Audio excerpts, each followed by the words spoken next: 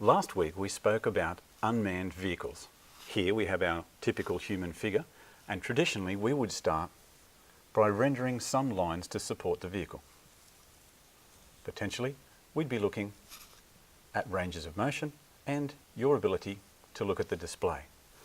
This week what I need you to do is offer multiple solutions.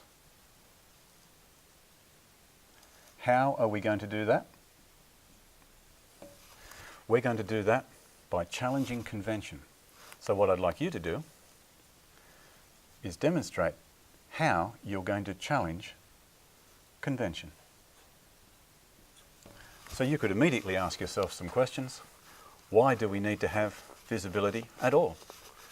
In fact, we could remove the top half of the figure.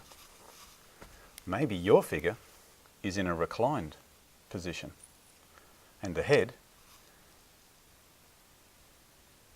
is now this way, looking up at information there. There is no room for a control. You can have the body completely relaxed. By challenging these conventions and moving quickly through your example, what we need you to bring next week is evidence of your work. So that means move quickly. Simple sketching diagrams challenge which way the direction of the vehicle is going. Does the human figure even need to see the direction of travel? Does the human figure have to be reclined? Can it be vertical? Can it be standing for a short term? Either way, we're looking for lots and lots of solutions. Over to you. Last week we spoke about what was analog and what was digital, and we mentioned that there are 2D and 3D versions of what is analog and what is digital. In the past, we have had clients that have requested information both in an analog world and in a digital world. In an analog world, the client may ask for hand sketches, which they take from you, or they can even provide to you for you to modify. From there, you can leave it in an analog world. So you can begin to build a 3D model using cardboard or timber or metal. In fact, you can continue to leave it in an analog world and have a 3D output where your deliverable to the client is the 3D model. Other clients we've had will provide us with an analog, such as a specification or a drawing or a photograph, and they will specifically ask for a digital process. So they'll ask for scanning to be done, photo manipulation such as Photoshop, bringing things into a two-dimensional surface and then modifying them, and the provision of an animation. From there, they can again choose, do they want a digital output? Some of our clients have requested a digital output in the form of an animation, or a digital output in the form of the original 3D CAD model. Others would say they would like a 3D analog output.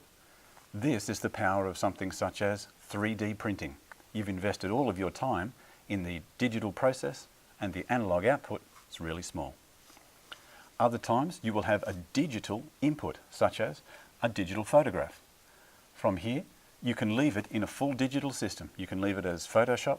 You can modify it electronically through the forms of animation or through image manipulation, and you can continue through into a digital process and even out the other side as a digital process.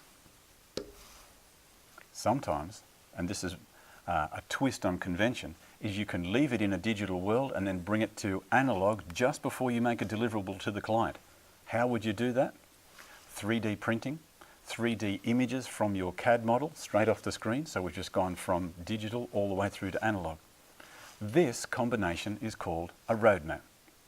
So what I need from you next week is, what are your 2D inputs, both in an analog world and in a digital world? What are your processes? Are you going to stay within each discipline, or are you going to cross disciplines? Finally, what 3D contribution you're going to make. Next week, we'll ask, what is your output? Last week, we handed out assignment 1, and you'll notice in assignment 1, you received a diagram and you received a small 3D model. When you print out your small 3D model, you'll notice it's a very tiny cube. What does this have to do with our minimum bend radius assignment? Well, when you print out enough of these small elements, they will clip together to form this. This is a cable tray. So now we have the key to our assignment. Remember, our assignment is to join from the circuit board up to point A, down to point B, and we're going to ask you for two numbers. We want to know what is that height and what is that displacement. So how are you going to figure that out? We need you to print off the minimum number of your segments that you can figure out how to get them from point A and down to point B. Notice how the segments work together. They will not allow it to bend at a sharp angle. They work with each other, like the segments of our own spine. How does that work? For any given radius, if it's too tight, each little carriage piece placed on its centre will not be able to form the curve. They will deviate. So what we do is open out the radius to a point where each little square will be just precisely in clash. This is the minimum bend radius. So in your form this week, we're after the vertical displacement, the horizontal displacement, and this angle. That is assignment 2.